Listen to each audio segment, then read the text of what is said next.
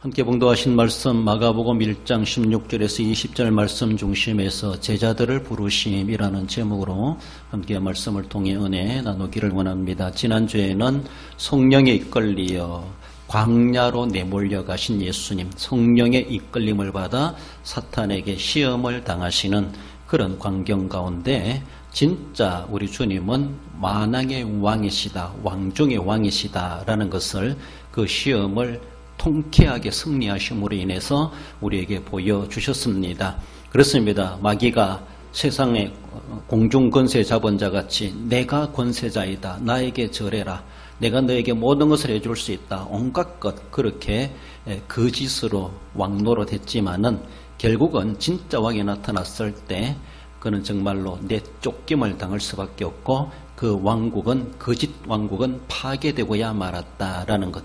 예수님의 사역의 초기부터 더 나아가서는 십자가 완성해 가시기까지 계속해서 마귀와의 싸움이었다라고 말할 수가 있고, 그 싸움은 결국은 주님은 통쾌하게 승리를 이루어내셨다는 것을 광야의 시험을 통해서도 보여주시고, 나중에 3년 후에는 죽으심과 부활을 통해서도 확실하게 우리에게 보여주셨습니다. 오직 예수님만이 우리의 왕이 되신다는 사실에 대해서 말씀하고 있고, 그 승리를 우리에게 보여주셨고, 이제는 다른 일을 따를 것이 아니라 오늘 본문에서도 제자들을 부르시는 가운데 모든 것을 버려두고 주님을 따르게 하셨던 것처럼 왕을 따르는 자가 진짜 그도 승리에 참여할 자라는 것을 말씀하고, 그들도 제자가 된 것처럼 우리들도 이제 넓은 의미로 주님을 따른다라고 생각할 때 주님의 제자요, 주님의 승리가 우리의 승리요, 주님의 부활이 우리의 부활이요, 주님의 영광이 우리의 영광이 된다라는 것을 보여주고 있습니다.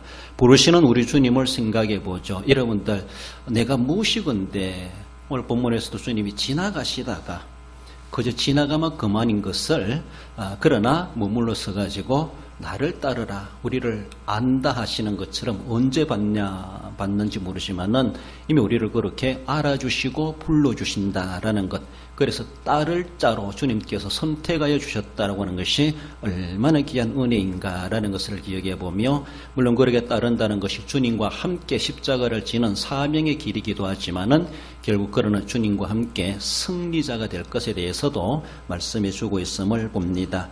제자들을 부르심에 대해서 먼저는 제자의 사명이 있음을 말씀합니다. 한마디로 사명자로 부르시는 주님이심을 말씀합니다. 17절에 예수께서 이르시되 나를 따라오라, 내가 너희로 사람을 낚는 어부가 되게 하리라 하시니 곧 그물을 버려두고 따르니라. 예수님께서 요단강에서 세례 요한에게 세례를 받으시고, 그리고 그 후에 성령의 이끌림을 받아 사탄에게 시험을 당하시는 그런 광경들이 이제 예수님의 사역의 길이 그렇게 놓여지게 되고, 처음에 이 복음서 기자는 세례 요한을 등장시켰다가 이제 세례 요한은 짤막하게 무대에서 사역하고 예수님이 등장하니까 퇴장하고 역사 속으로 사라지게 되죠. 그래서 예수님이 이제 가시는 그 길을 따라서 카메라가 따라가면서 비춰주고 우리에게 그렇게 영상을 보여주는, 그렇게 생각하는 것처럼 한편에 카메라에 나오지 않는 세례요한은 어떻게 되었을까라는 것에 대해서 우리가 조금 생각해 볼 때, 세례요한은 어쩌면 진리를 외치고 복음을 외치고 정의를 외치다가 헤롯 왕의 미움을 받아가지고 감옥에 갇히게 되죠. 결국은 거기서 감옥에서 목배임을 당하는 순교의 제물이 되게 됩니다. 그래서 세례 요한이 이 땅에 온 그 목적을 하나님은 그렇게 어쩌면 순교의 제물, 비참한 죽음을 통해서 그의 사역이 마감되게 하셨고, 그의 사역이 마감된과 동시에 예수님의 사역이 공식적으로 펼쳐지게 되는 것을 복음서 기자들은 우리에게 그것을 보여주고 있습니다. 그렇습니다. 세례요한이 나타나가지고 그가 외친 것처럼 회개하라 천국이 가까웠느니라, 그렇게 말씀을 외쳤던 것처럼 예수님께서도 나타나셔서 첫마디라고 할까요? 처음으로 그 입을 통해서 선포하시는 말씀은 하나님 나라 가까웠으니 회개하라고, 즉 세례 요한이 외쳤던 메시지나 다를 바가 없는 똑같은 내용의 메시지를 예수님이 외치셨다라는 겁니다. 세례 요한은 어쩌면 주님의 사자로, 왕의 사자로 와서 외치는 내용이었다라면은 예수님이 오셔서 직접 그것을 외친다고 하는 것은 왕으로서 선포하는 메시지이다라고 말할 수 있습니다. 내용은 똑같지만은 그 말씀에 대한 권위는 정말로 다르다라고 볼 수가 있죠.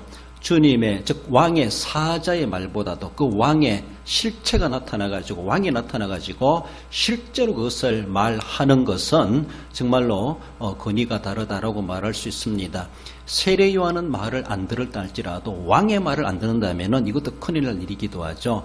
물론 그 사자도 왕을 대신해서 먼저 보내와서 선포하는 말씀이고 그렇게 하라는 것 하나의 어명을 받아가지고 행하는 사자이기 때문에 그 말도 권위가 있지만은 그런 왕이 직접 나타나가지고 직접 그 말을 하는데 왕이 말하는 건 다 어명이죠. 그렇잖아요.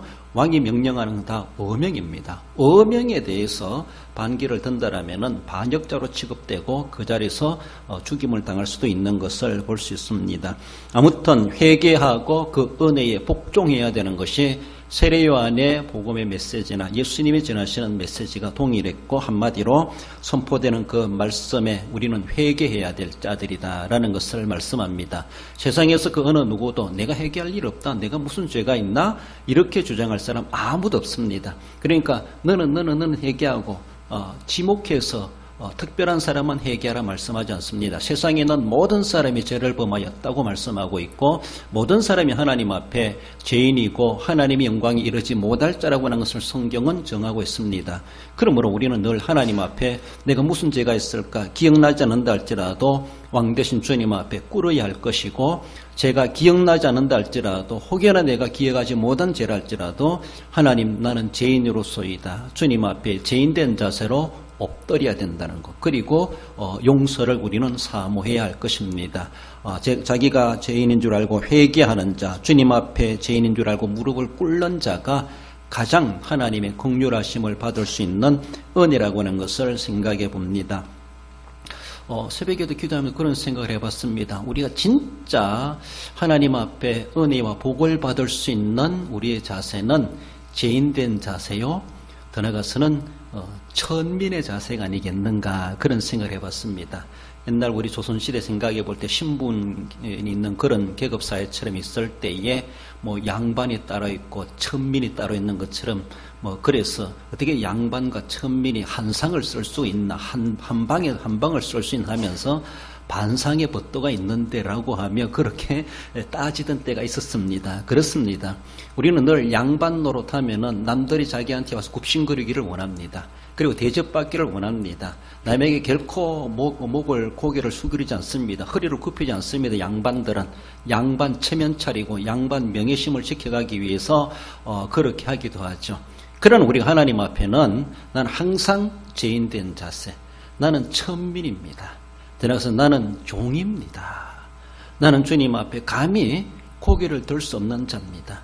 주님의 신발끈 조절해 주는 자도 못 됩니다. 라고 할 만큼 그런 자세를 갖추는 자에게 주님은 긍휼을 베풀지 않겠는가.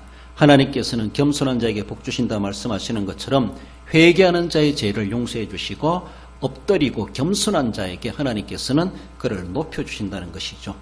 너희들이 나를 높여달라 스스로 높인 채 하면은 하나님 도리어 낮추시고야 마신다는 것을 생각해 볼 때 하나님의 은혜를 받고 남다른 복을 받기 위해서는 어쩌면은 종된 자세, 천민된 자세라는 것이 아니겠는가 그런 것을 묵상해 보게 됐습니다. 그렇습니다. 예수님께서도 회개하라 천국이 가까웠느니라 세례요한이 외쳤던 것처럼 그렇게 말씀하시고 늘 우리는 하나님 앞에 죄인된 자세로 예배에 나오고 주님 앞에 나왔을 때 주님 또 죄인이 나왔습니다. 또 나왔다 할지라도 또 용납해 주시는 하나님을 기억합니다. 라고 하며 주님 앞에 늘 사죄의 은총을 간구하며 주님 앞에 나아갈 때 우리의 죄와 허물을 다 가려주시고 우리를 용납해 주시는 우리 하나님이심을 말씀합니다. 예수님께서 제자들을 삼으시는 것이죠. 그런데 예수님께서 부르셔가지고 나를 따르라. 따르는 자는 예수님의 12제자 반열에 오르게 되는데 예수님은 요한복음을 통해서 이 12명의 제자는 어떤 사람들인가 하면은 아버지께서 내게 주신 자들입니다. 이렇게 표현하는 것을 볼 수가 있죠. 하나님 아버지의 은혜라는 겁니다. 요한복음 17장 9절에 보면은 내가 그들을 위하여 비옵나니 내가 비옵는 것은 내게 주신 자들을 위함이니이다. 그들은 아버지의 크시로소이다 이렇게 말합니다. 요한복음 17장은 예수님이 제자들을 위해서 기도하는 기도 내용이 17장에 나옵니다. 이제 이들을 두고 떠나가셔야 될 예수님께서 그들의 앞으로의 날들을 위해서 그들의 사역들을 두고 또 예상해 가며 예수님이 제자들을 위해서 기도하는 기도 내용이 요한복음 17장에 나오는데 내가 그들은 제자들입니다. 그들을 위하여 비옵나니 내가 비옵는 것은 내게 주신 자들을 위함이니이다. 그건 아버지께서 내게 주신 자들입니다. 이렇다는 것이죠. 예수님께서 나를 따르라 부르셨지만은 실제적으로 하나님 아버지의 은혜를 입은 자들이었다는 것이죠. 하나님이 이미 그들을 제자가 될 것에 대해서 선택해 주셨고 지목하여 부르셨다. 그래서 불렀을 때 그들은 이미 아버지께서 주셨기 때문에 그들은 따를 자들은 따르게 되어져 있었습니다. 그래서 어쩌면은 아버지께서 주셨다라고 하는 것은 아버지의 것인데 그것을 아들에게 주신다는 것이죠. 그러니까 아버지 것이 내 것이고 내 것이 아버지 것이고 매 일반이다라고 볼 수가 있죠. 우리의 주권자 하나님이심을 말씀합니다. 나 같은 것이 하나님의 소유된 자가 되었다고 하는 것. 그렇잖아요. 누가 뭐래도 내 자식이 귀한 것처럼 그렇잖아요. 내 것이기 때문에 내가 아끼는 것처럼 남이 아무리 좋은 거 가지고 있어도 그거 그렇게 탐날 것도 없고 부러워할 것도 없습니다. 그 그림이 떡이죠. 남 잘되고 남 아무리 좋은 거 있어도 뭐 그렇게 질투날 거 뭐 있습니까? 그것이 내 것이 되었을 때 내가 귀중한 겁니다. 남들보다 못한 걸 내가 가지고 있다 할지라도 남들보다 못한 성적을 내가 받았다 할지라도 내 것에 대해서는 우리 애착심이 있습니다. 하나님도 마찬가지입니다. 고슴도치도 제 새끼는 이뻐한다라고 하나님은 내 새끼라는 겁니다. 내 것이라는 겁니다. 그 어느 누구에게도 빼앗길 이유가 없고 빼앗길 수가 없고 누가 뭐래도 내가 아껴야 될 내 소유된 자들이다라고 생각할 때 우리가 다른 어떤 이들의 소유된 자가 아니라 어느 누구의 내가 속한 자가 아니라 내가 하나님 아버지께 속한 자이다. 내가 하나님의 것이 되었다라고 하는 것은 최고의 행복이고 최고의 보장입니다. 그렇습니다. 이미 만왕의 왕이신 예수님이라고 말씀하시는데 여러 왕들이 있다고 생각해 봅시다. 최고의 왕의 소유된 백성이 되었다고 하면 얼마나 자부심입니까? 두렵지 않습니다. 그렇지 않습니까? 최고의 왕이 어떤 세상에 권세자라 있다 할지라도 다 물리치시고 이겨내시고 그러한 왕이시기 때문에서라도 그러하다라는 겁니다. 그만한 자부심이 있고 우리의 자존심이 있다고 볼 수가 있습니다. 예수님께서는 그 제자들을 두고 아버지께서 내게 주신 자들이고 아버지의 것입니다 라고 하며 제자들이 어떤 존재인가라고 하는 것을 말씀합니다. 여러분들 제자들도 그러하지만 넓게 보면 우리도 예수님의 제자들입니다. 내 존재라는 것이 내가 오늘도 예수님을 믿고 이 자리에 앉아있다고 하는 것은 예수님의 길을 따라가는 예수님의 제자나 다를 바가 없고 다르게 보면 예수님의 기도 내용으로 바라볼 때 우리는 아버지의 것이 된 자들이고 아버지께서 예수님께로 우리를 보내주셔서 우리를 예수님을 만나게 하셨고 알게 하셨고 그를 믿음으로 구원받게 하셨다. 이 모든 과정들을 아버지께서 이미 다 그렇게 작정해 놓으셨고 때가 되면 예수님을 만나게 하시고 때가 되면 예수님의 제자의 반열에 오르게 하시고 예수님을 따라다니면서 예수님을 배우게 했고 그래서 예수님의 사역을 이어받은 자들도 우리도 오늘도 이 시대에 제자로 살아가고 있다고 하는 것에 대해서 우리의 정체성, 우리의 존재감이라고 하는 것이 얼마나 귀한 것인지 모릅니다. 세상 사람들은 그런 것도 모르고 우리를 막대한지 모르지만은 우리는 세상 사람들이 함부로 대할 그런 존재들이 아니라는 겁니다. 저들은 몰라서 그렇게 하는 것이죠. 안다라면은 대단하다라고 말할 수 있습니다. 그러니까 우리는 우리 스스로가 대단한 존재라는 것을 아시고 누가 뭐라는 것이 아니라 우리 예수님이 그렇게 말씀하시고 성경이 그렇게 말씀하시고 하나님께서 우리에게 말씀하지 않습니까? 하나님의 소유된 자들입니다. 주님의 제자된 자들입니다. 만왕의 왕된 자에 속한 자이라는 것이죠. 더 넓게 보면 그 만왕의 왕의 좀 중요한 요직을 맡고 있는 그런 중직 신하들과 다를 바가 없는 중신들과 다를 바가 없는 우리들이다. 그렇게 주님은 우리를 여겨주신다는 겁니다. 그렇습니다. 예수님의 제자들을 부르심에 대해서는 사실은 그들에게 사명을 맡기시는 하나의 목적 중에 하나이기도 합니다. 그래서 오늘 본문에서는 사람 낚는 어부가 되게 하시겠다 그렇게 말씀합니다. 사람 낚는 어부가 하나의 사명이기도 하면서도 그것은 또 어쩌면은 하나의 영광이기도 하다 이렇게 말할 수 있습니다. 낚시를 던지거나 그리고 그물을 내렸을 때 잡히는 고기가 행복한 거예요? 안 잡히는 고기가 행복한 거예요? 고기 입장으로 볼 때는 안 잡혀야 되죠. 잡히면 먹히니까. 그렇잖아요? 그렇습니다. 일반 고기 잡는 일은 그물에서 벗어나야 돼요. 그물에서 안 잡혀야 됩니다.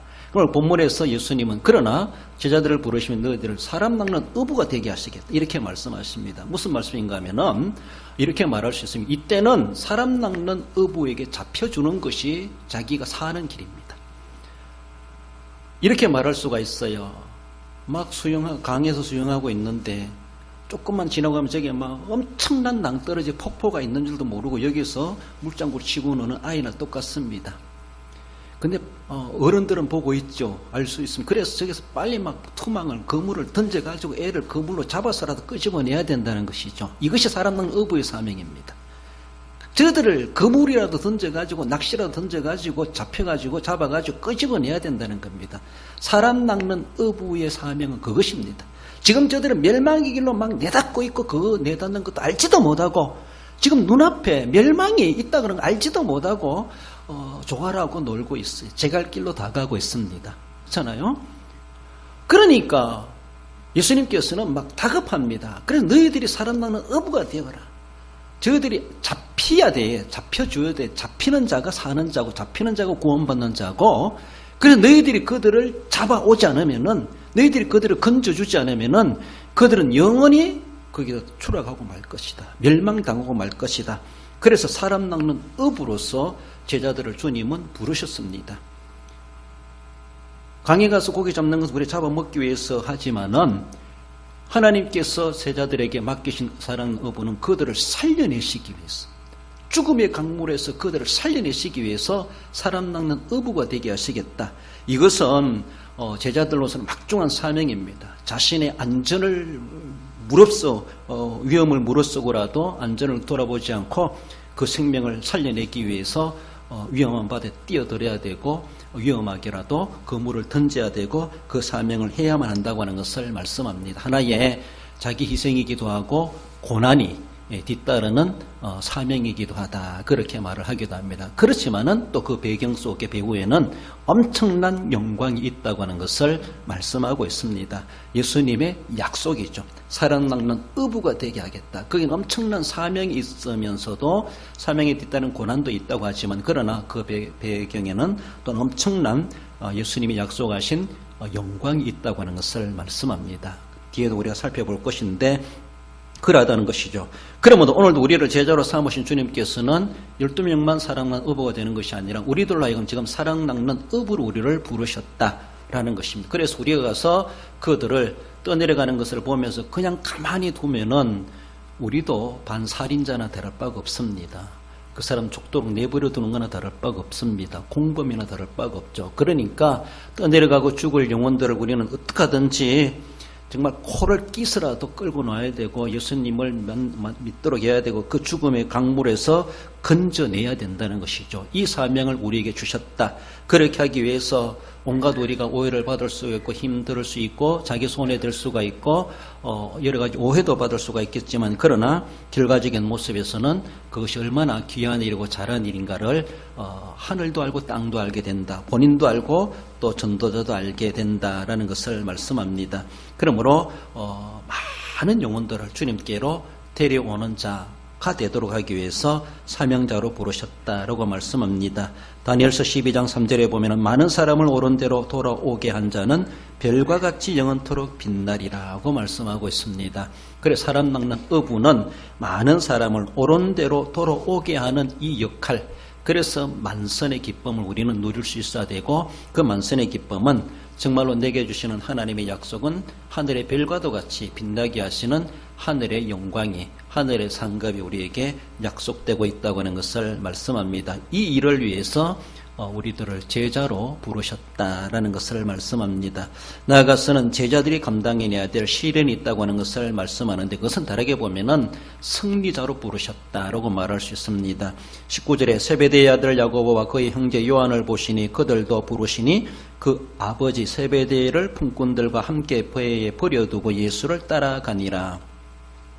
예수님께서 갈릴리 호수에서 고기 잡고 있는, 그리고 그 어부 일을 하고 있는 시몬과 베드로를 부르시고 조금 더 가시다가 야고보와 요한도 그의 아버지 세베대와 함께 그 일을 하고 있는 것을 보시면서 두 아들에게 나를 따르라 라고 그렇게 말씀하셨습니다. 어쩌면은 거기에 아버지 세베대도 있고 또 여러 종들도 있었고 있는데 예수님은 왜 두 아들만 불렀을까 생각이 들기도 합니다.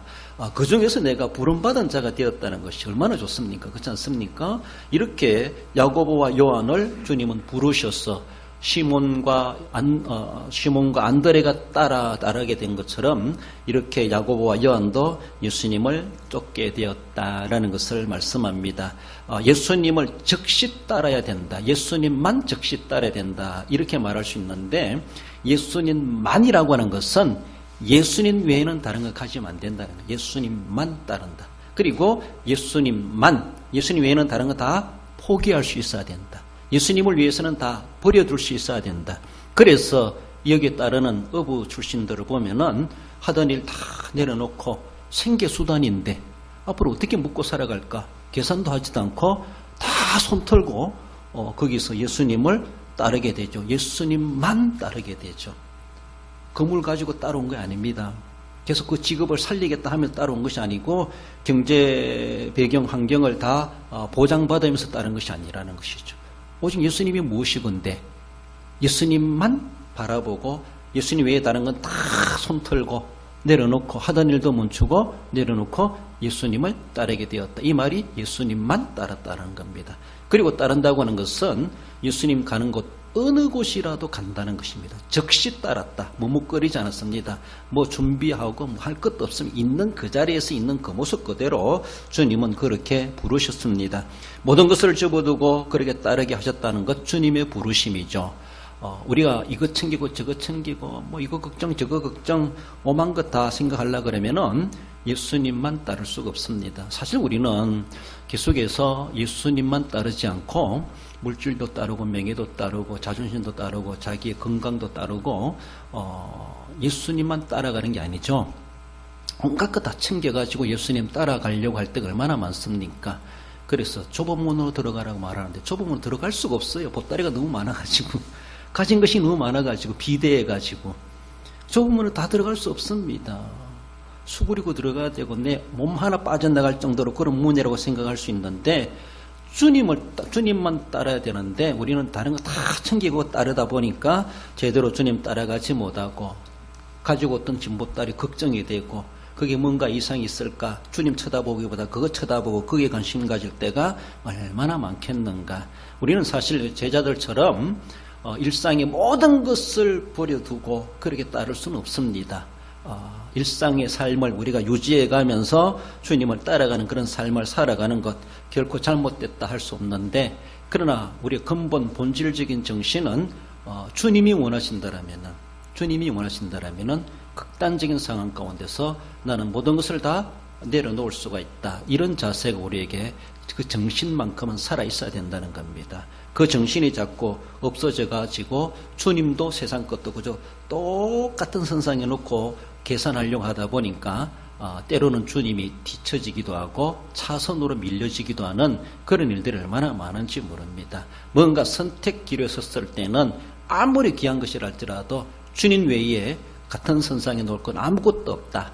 그래서 아무리 귀한 것이라 할지라도 주님을 차지하기 위해서 주님을 따르기 위해서는 그것을 배설물처럼 버릴 줄 아는 그런 용기와 결단이 우리에게 늘 있어야 되는데 일상에 너무 젖어 살다 보니까 그걸 쉽게 버리지 못하고 그것 때문에 전전긍긍하고 시험 들 때가 많은 것을 볼 수가 있습니다. 우리 건강한 것이 문제가 될 수가 있고 재물이 있는 것이 문제가 될 수가 있고 뭔가 많이 안다는 그 자체가 또 도리어 걸림돌이 될 수도 있다는 것을 기억하며 그렇게 되라고 복 주신 것이 결코 아니라는 겁니다. 그러면 그 복 주셨으면은 주님을 따르는데 사용되는 것들이 돼야 되죠. 시험거리 장애 요소가 되라고 주신 것이 아니라는 것을 우리는 늘 기억하며 받은 복 때문에 고민하고 시험에 빠지게 되지 말고 도리어 받은 복을 주님을 따르는데 선한 역할 도구가 될 수 있도록 우리는 그렇게 늘 관리해가고 그걸 어떻게 감당해야 될 것인가를 늘 정체성을 우리는 늘 확인해 갈 수 있어야 됩니다. 예수님께서 십자가 지심에 대해서 여러 가지 갈등도 인간적으로 많았지만 그러나 다 내려놓았을 때 오직 십자가만 지게 되지 않습니까? 그러니까 다 내려놓고 자존심도 내려놓고 멸시천대 받는 것도 내려놓고 누가 무슨 소리 하든 누가 모욕을 하든 그거 다 대꾸하고 다 개선할 거 없고 다 그렇게 맞짱 뜰 이유도 없고 다 내려놓았을 때 주님은 십자가를 지실 수가 있었습니다. 성공적으로 구속의 사역을 완성하실 수가 있었습니다. 주님이 그렇게 이미 하시지 않습니까? 이미 그 길을 가시면서 제자들에게도 주님만을 따라가도록 그래서 모든 것을 버려두고 예수를 따라가니라. 제자들이 처음에 부름받을 때 우리 세상 말로 뭔가 홀린 것처럼 버려둘 수밖에 없는 그것도 은혜가 아니겠는가 싶습니다. 그러니까 하나님 때로는 내가 인간적으로 너무 그렇게 계산에 약삭 빠르지 말게 해주옵소서 이렇게 할 필요가 있습니다. 그러니까 때로는 내 눈도 어둡게 해주시고 내 감각도 무뎌지게 하시고 주님을 따르는데 필요하다면은 나를 그렇게 만들어 주옵소서. 그렇게 해도 우리가 필요하다라고 볼 수가 있습니다. 예수님만 즉시 따르던 제자들, 그래서 그들은 제자가 될 수가 있었고, 그러나 여러 가지 근심이 많고 세상에 여러 가지 버릴 수 없는 사람들은 예수님의 제자의 반열에 오를 수 있었음에도 불구하고 그게 올라가지 못한 사람들도 간혹 주님의 사역 가운데서 발견되는 사람들도 없잖아 있기도 합니다. 이 소명은 그들에게 특별한 어쩌면은 시련을 안겨주는 일이 시작되었다라고 볼 수 있습니다. 제자들이 당하는 시련이 무엇입니까? 지금 누리던 모든 자신들의 기득권을 다 내려놓는 것, 이거부터 시련입니다. 버릴 줄 아는 것부터, 포기할 줄 아는 것부터, 이게 시련이죠. 그렇잖아요? 예수님과 이제 내가 굶을 줄 알아야 되고 고단할 줄 알아야 되고 예수님이 당하는 고난을 나도 감당할 수 있어야 된다. 당한다는 것, 이미 자기들이 모든 것을 내려놓는 그때부터 그들에게는 주님과 함께 고락을 같이 하겠다. 주님이 당하시는 고난도 내 고난으로 내가 받아들이겠다. 이런 모습이고, 어쩌면은 그들은 부름받는 그 순간부터 제자란 이름과 동시에 시련도 곁들이고 있다라고 말을 할 수가 있습니다. 그렇지만은 그 시련은 우리 주님께서 이기게 하시는 선한 싸움이 될 것이라고 하는 것을 말씀합니다. 로마서 8장 17절에 보면 우리가 그와 함께 영광을 받기 위하여 고난도 함께 받아야 할 것이니라고 말씀하십니다. 그러므로 오늘의 고난은 장차 나타날 영광을 좋게 비교할 수 없다. 뒤에도 말씀하고 있는데 그 고난은 우리가 당해볼 만한 고난이고 또 결국은 장차 나타날 영광을 차지하도록 우리에게 주시는 은혜의 수단 방편이라는 사실을 우리는 오늘의 고난을 귀중하게 여기고 감사함으로 감당해 갈 수 있어야 할 것입니다. 그들은 잠시도 지체하지 않고 왕의 부르심에 대해서 즉각 그들은 따라갔다라고 말할 수 있습니다. 여러분들 우리 조선시대 생각해 볼 때 왕이 민간사에 와가지고 가다가 너 날 따르라 라고 하면은 얼마나 좋겠습니까? 왕이 나를 스카우트 해준다는데 왕궁에 와서 요직을 준다는데 얼마나 귀한 겁니까? 그렇잖아요? 왕이 죽으면 나도 죽는 것이고 왕의 영광을 받으면 나도 영광이 되는 것이고 왕의 나라가 왕성해지면 내 신분도 왕성해지는 것이고 거기에 함께 한 배를 타는 사람이 되게 해주시겠다라고 하면서 무명의 사람 우리를 땅에 엎드려는 우리들을 뭐 잘났다라고 뭐 안다라고 우리를 그렇게 호명해 주시고 소명해 주시겠는가? 그렇습니다. 세상의 왕도 우리를 그렇게 스카우트해주고 불러주고 우리를 그렇게 써먹어주면은 그 요직에 맡겨주면 그렇게 귀중하고 거기 들어가려고 수백 대 수천 대 수만 대의 경쟁률을 뚫고 시험을 보고 그렇게 올라오는 사람이 많은데 우리를 그렇게 불러주셨다는 것에 대해서 우리는 그렇게 영광스럽게 생각해야 됩니다. 왜 나를 불러가지고 왜 이런 고난 당하게 하시겠습니까? 라고 하지 마시고 그 고난은 그 시련은 장차 나타날 영광에 좋게 비교할 수 없는 그 영광을 누리기 위해서 은혜를 누리기 위해서 고난도 함께 받아야 할 것이다 라고 하는 것을 말씀하고 있습니다. 영광과 함께 시련이 동반되는 제자요 소명이라는 것을 우리는 기억하며 일평생 우리는 그것을 잘 감당해내야 됩니다. 예수님이 제자들을 부르실 때 다 버리고 따르겠어. 그 버리는 것은 오늘만 버리라 이것이 아닙니다. 지금 버리는 것은 평생 버리는 거야 이것이죠. 우리는 버려뒀다가 또 다시 와가지고 주워가지고 그거 다시 옷 입고 그 일을 하는 것은 아닌가? 주일날만 벗어놓고 평일날은 버린 거 다시 되찾아오고 그런 것이 아니라는 것이죠. 오늘 버린 것은 영원히 버리는 거야. 일생을 통해서 버리는 거야. 그런 말입니다. 그러므로 잠시 버려두는 것이 아니죠. 버려두다가 3년 후에 다시 돌아왔을 때 예수님 다시 찾아와가지고 다시 부르지 않습니까? 디베랴 호수에서. 너 왜 다시 전직으로 돌아가니? 라고 하며 그래서라도 재수생 같은 그 제자들 다시 불러주셔가지고 라고서라도 주님의 이 일을 이어가는 자들이 되었던 것을 볼 수 있습니다. 우리는 자꾸 세상으로 돌아가고 세상에 돌아보게 되는 그런 롯의 아내처럼 그런 욕심이 있고 그런 우리의 마음들이 있기도 한데 그런 시험들을 우리는 이겨낼 수 있어야 할 것입니다. 분명하게 주님을 따라가는 시련의 길은 영광의 길이라는 사실을 우리는 기억해 봅시다. 마태복음 19장 27절에 이런 말씀이 있습니다. 이에 베드로가 이르되 우리가 모든 것을 버리고 주를 따라 싸운데 그런즉 우리가 무엇을 얻으리이까? 어떤 청년이 예수님께 와서 어떻게 하여 영생을 얻으리이까? 예수님이 율법의 계명에 뭐라고 말하고 있니? 부모를 공경하라, 이렇게 하라, 저렇게 하라, 이런 계명이 있습니다. 그리고 그거 잘 지켜라. 그거 다 지켰습니다. 너에게 물질이 많구나. 가난한 사람 나눠주고 나를 따르라 하니까 그 청년이 근심하여 돌아가니라. 그런 말씀 다음에 그러니까 제자들이 그러면 누가 영생을 얻겠습니까? 그럼 우리는 어떻게 되는 겁니까? 이렇게 베드로가 예수님께 묻는 내용입니다. 영생의 문제일 수도 있고 또 앞으로 우리는 어떻게 되겠느냐, 자기들의 장래에 대해서 걱정하는 그런 내용일 수도 있는데 우리가 모든 것을 버리고 주님을 따랐습니다. 저 청년은 버리지 못하고 그래서 주님을 따르지 못하고 되돌아가 버렸는데 우리는 다 버리지 않았습니까? 그럼 우리는 영생을 받을 수 있는 겁니까? 우리는 어떻게 되는 겁니까? 상당히 궁금하겠죠. 영생의 문제가 일 수 있고 장래 문제가 일 수 있는데 그래서 예수님이 하시는 말씀이 19장 28절 읽어봅시다.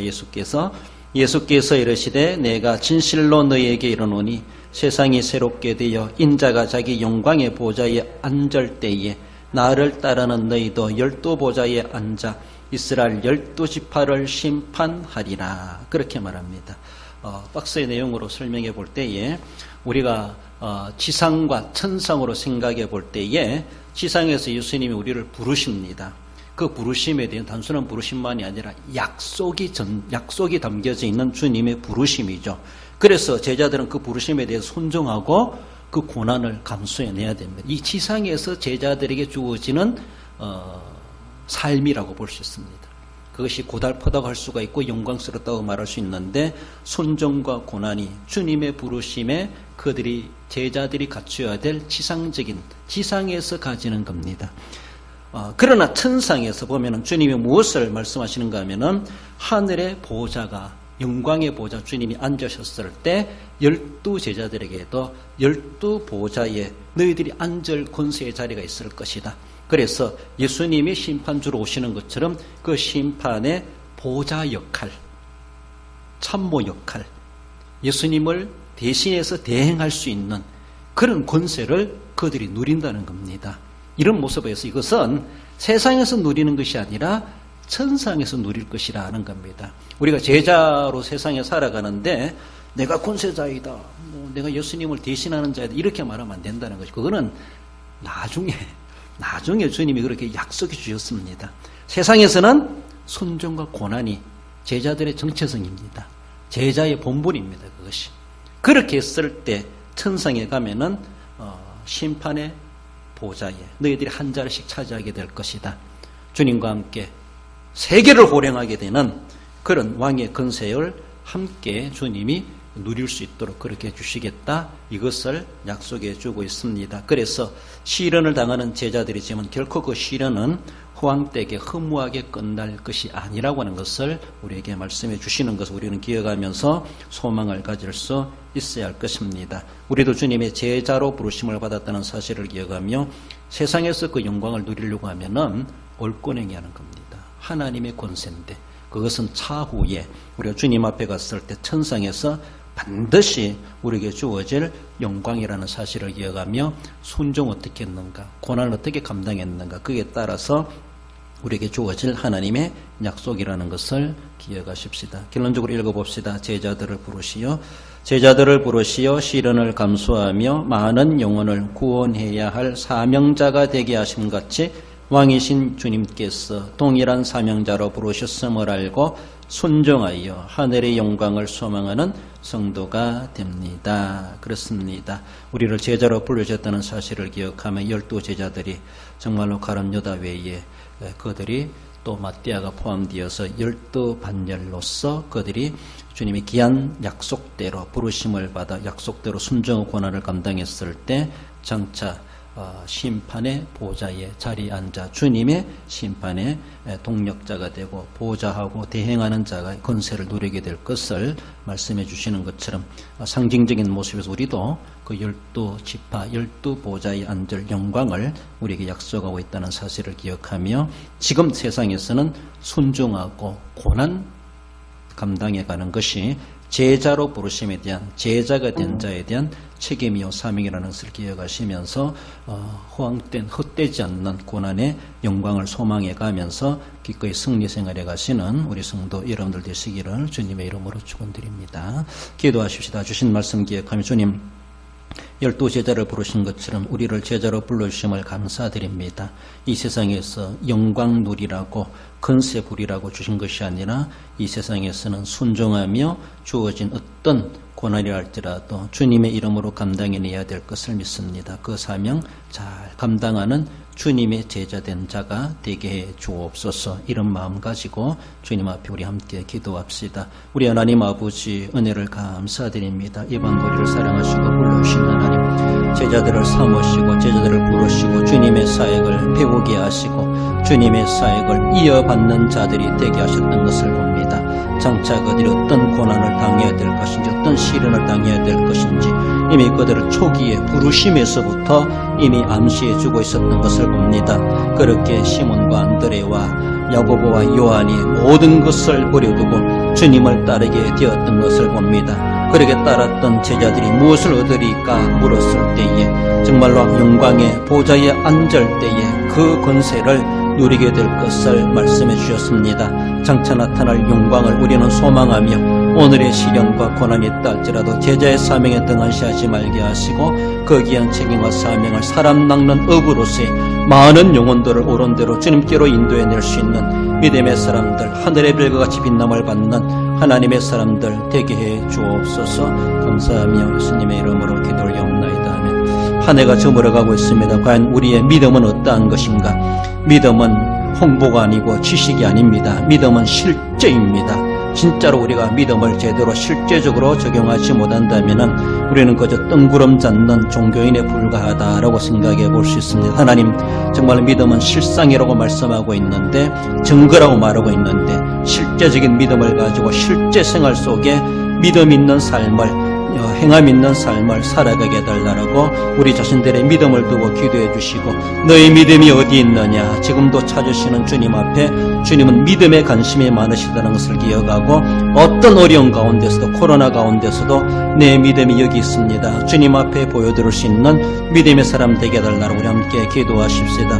우리 하나님 아버지 감사드립니다. 믿음은 홍보도 아니요 소문도 아니요 지식도 아니요 믿음은 실상이요 실제라고 증거라고 하는 것을 말씀하고 있습니다. 선지자들이 그 증거를 얻었느니라 말씀하시는 주님, 하나님 아버지 오늘도 그 믿음의 정인된 삶을 살아가게 하시고 실제적인 삶 속에 믿음의 삶을 살아갈 수 있도록 우리 하나님 도와주옵소서. 생각만 하고 마음만 감동적으로 가지는 자 되지 말게 하시고 의지적으로 삶을 통하여 행함 있는 믿음의 삶을 살아가게 하시고 실제 생활을 통하여서 내 믿음이 이러함을 주님 앞에 보여드리고 나타내고 증명해낼 수 있는 자 될 수 있도록 우리 하나님 도와주옵소서. 풍랑이는 바다에서도 너희 믿음이 어디 있느냐 부르셨고 찾으셨던 우리 주님, 내 믿음이 주님 앞에 인정되어지고 주님 앞에 부끄럼 없이 내밀 수 있는 믿음의 사람 될 수 있도록 믿음의 믿음을 더하시고 강하게 역사하시고 믿음으로 주님을 따르고 주님을 기쁘시게 할 수 있는 자 될 수 있도록 우리 하나님 믿음을 더하여 주시기를 원하오며 예수님의 이름으로 감사하며 기도 올려옵나이다. 아멘. 예결상 공동의회와 또한 우리 제재건신 예배에 위해서 우리 주일학교와 각 기관과 부서와 구역을 위해서 질고를 어름다하는 성도들, 우리 선교사역과 선교사님들을 위해서 우리 교회가 하고자 하는 연말연시 모든 계획된 일들마다 은혜 가운데 이루어지게 달달하고 출타기지 사방에 흩어진 우리 대항의 권속들, 우리 주민들, 우리 전도 대상자들, 김천대대와 군보고마와 우리 대한민국과 대통령 선거와 우리 나라를 위해서 우리 함께 종합적으로 마지막으로 한 번 더 기도하십시다. 우리 하나님 아버지, 은혜 감사드립니다. 우리 교회를 사랑하시고 지난 한 해간 거도 인도하시고 지켜주심을 감사합니다. 하늘의 점으로까지 이제까지도 채워주시고 인도하신 하나님, 이렇게 예결 건상 공동에 앞두고 있습니다. 재직언신 예배 앞두고 있습니다. 모든 일들 계획 가운데 아름답게 이루어지게 하시고 주님이 기뻐하신 일들로 한 해가 마무리되고 새해를 준비해 갈 수 있도록 우리 하나님 도와주시고 풍성한 은혜 채워주심을 감사합니다.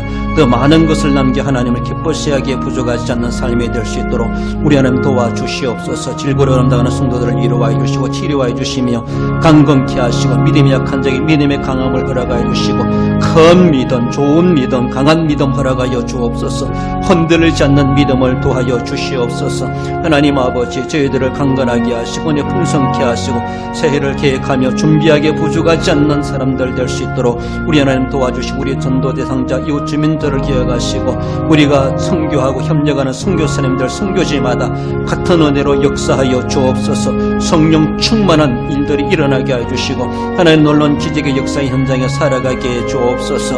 우리 자녀들 구역을 부서들 기억하여 주시고 또 아름다운 새해를 맞이할 수 있게 해 주시고 출타객지 사방이었던 대항의 군속들을 기억하시며 이 나라 민족과 대통령 선거 걱정될 모든 일들마다 하나님이여 간섭하시고 주의 종들의 기도를 들어주셔서 주님이여 긍휼과 자비를 베풀어 주시옵소서. 인자하신 하나님 은혜를 더하여 주시길 원하오며 거룩하신 예수님의 이름으로 감사합니다.